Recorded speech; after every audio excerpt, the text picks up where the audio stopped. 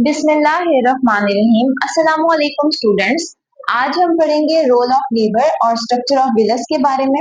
बच्चे, आज की वीडियो बहुत इंपॉर्टेंट होने वाली है क्योंकि इससे रिलेटेड दो इंपॉर्टेंट शॉर्ट क्वेश्चंस मैं आपको बताऊंगी वीडियो के लास्ट में, जो बोर्ड में हमेशा आते ही आते हैं। ठीक है, तो आप वीडियो को स्किप मत करिएगा, बल्कि वीडियो को लास्ट तक जरूर देखिएगा ताकि आपको आपके जो दो शॉर्ट क्वेश्चंस हैं वो बोर्ड में हल हो जाए। तो हम सबसे पहले पढ़ते हैं कि हमारा रोल क्या है लीवर का हमारी बॉडी में। बच्चे, लीवर एक बहुत ही इंपॉर्टेंट रोल प्ले करती है हमारी बॉडी में। सबसे पहला काम जो लीवर करता है वो करता है कि मैन्युफैक्चरिंग करता है बाइल की। ठीक है, तो लीवर जो है वो बाइल जो है वो लीवर में जो है वो बनता है। ठीक है, सेकंड पॉइंट है हमारा, स्टोर करता है ग्लूकोज को एज ग्लाइकोजन। बच्चे, हमारी बॉडी को जब एनर्जी चाहिए होती है तो in the form of glucose वो यूज करती है एनर्जी को।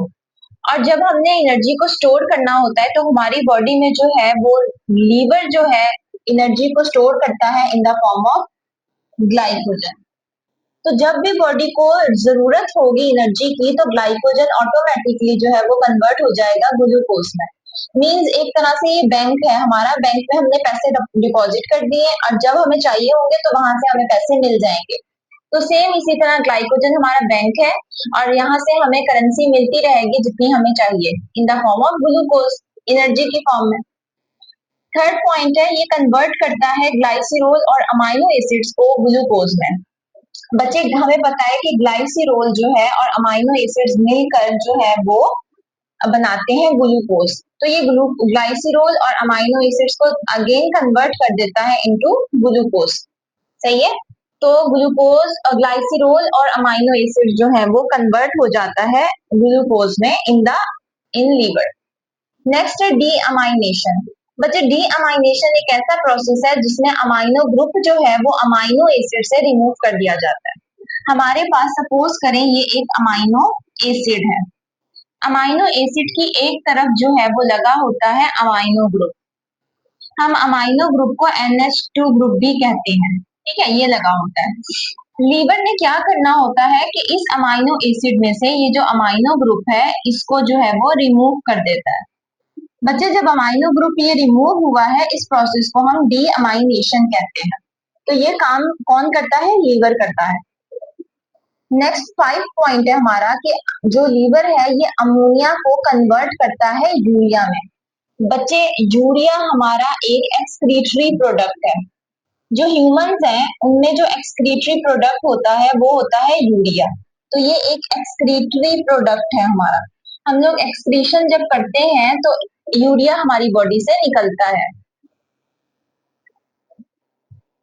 अब ये करता क्या है, हमारी बॉडी में जो लीवर में अमोनिया होता है उसको यूरिया में कर देता है। बच्चे, अमोनिया एक बहुत ही टॉक्सिक कंपाउंड होता है। अमोनिया एक निहायत ही खतरनाक कंपाउंड है जो हमारी बॉडी में अगर होगा तो हमारी डेथ भी हो सकती है। इसको ये कन्वर्ट करता है यूरिया में, लेस टॉक्सिक में, और फिर हमारी बॉडी से रिमूव हो जाता है urea in the form of excretion. सही है, अमोनिया की फॉर्म में एक्सक्रीशन कौन करते हैं? फिशेस वगैरह करते हैं। अमोनिया की फॉर्म में एक्सक्रीशन के लिए पानी बहुत ज्यादा चाहिए होता है, तो फिशेस के पास तो वो रहती ही पानी में, तो उन्हें तो पानी मिला होता है, इसीलिए वो उसमें जो मिक्स करके जो है वो अमोनिया को रिमूव करते हैं। ह्यूमंस जो है वो ना ज्यादा खुश्की पे रह सकते हैं ना ज्यादा पानी में रह सकते हैं, तो हम लोग थोड़ा इंटरमीडिएट एरिया में आते हैं। इंटरमीडिएट रीजन है हमारा एक तरह से, अगर हम लिविंग ऑर्गेनिजम्स में देखें तो इसीलिए हम यूरिया की फॉर्म में एक्सक्रीशन करते हैं। ठीक है, और जो परिंदे हैं उनको पानी जो है वो बहुत कम मिलता है, उनके लिए बहुत कम पानी की यूटिलाइजेशन हो सकती है, तो वो फिर करते हैं यूरिक एसिड की फॉर्म में एक्सक्रीशन। तो फिशेस वगैरह करती हैं अमोनिया की फॉर्म में एक्सक्रीशन, हम लोग करते हैं यूरिया की फॉर्म में, और जो बर्ड्स वगैरह है वो करते हैं यूरिक एसिड की फॉर्म में। उनमें एक्सक्रीशन होती है यूरिक एसिड। और अगर आपसे कोई पूछे सबसे ज्यादा पानी किसको चाहिए होता है एक्सक्रीशन करने के लिए, तो सबसे ज्यादा पानी चाहिए होता है अमोनिया को एक्सक्रीट होने के लिए, और फिर यूरिया को, और लास्ट में यूरिक एसिड।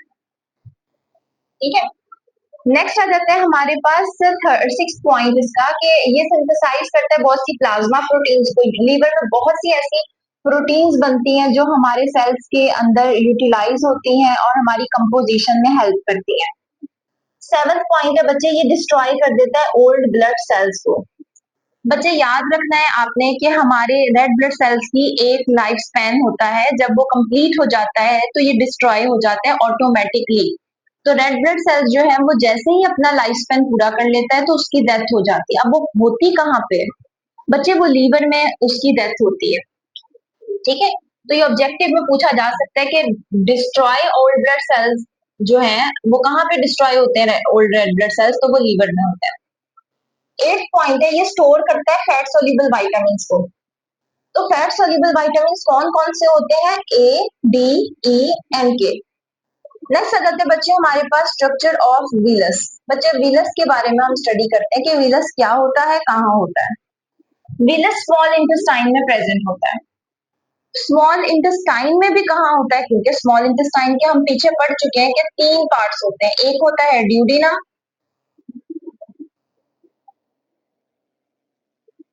एक होता है जेजेनम और एक होता है इलियम। बच्चे ये 3 पार्ट्स जो हैं ये विलस के होते हैं।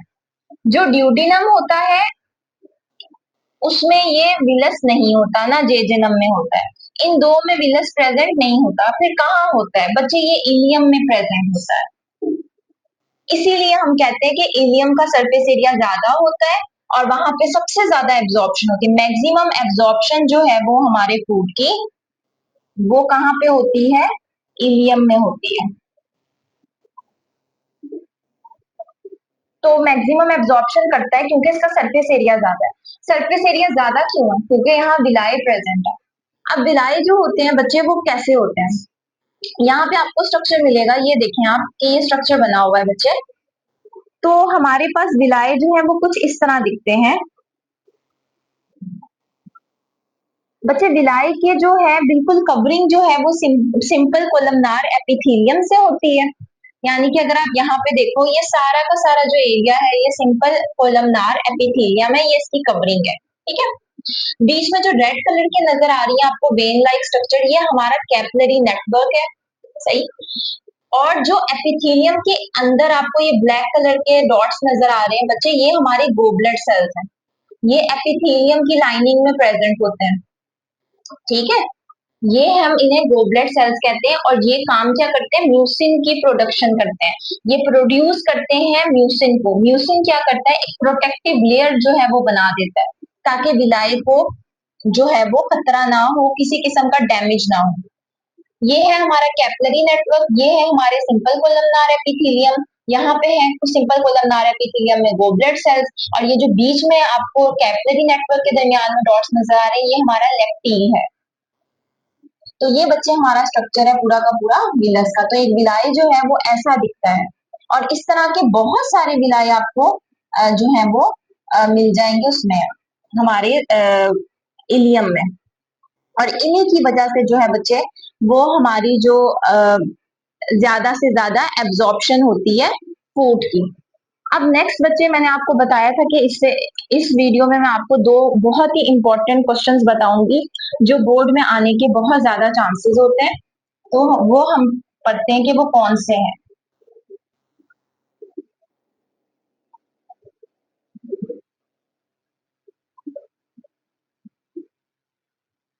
बच्चे हमने